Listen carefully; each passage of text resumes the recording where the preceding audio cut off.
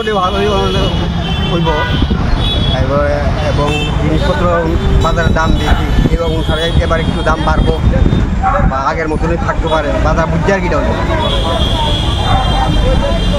মানে গ্যাস এবার কীরকম আসলো ব্যবসা? গ্যাসের বাজারে ভালোই আছে। আচ্ছা, কি মনে করতেছেন এইবার? মনে করতেছি মোটামুটি যে ভালোই হইব বাজার। কত দাম? সাইজের উপরে দাম। আচ্ছা, কীরকম দাম আছে? লয়ের সামনে 500 টাকা, আচ্ছা, আর 500 টাকা, 300 টাকা। মানে মুক্তির এমনিতে দাম আছে, দামটা কারণটা কি? মানে বুঝি না দামটার কারণ? দামটা মানে জিনিসপত্রের দাম বাড়ছে না, হ্যাঁ, সব জিনিসের দাম বাড়ছে।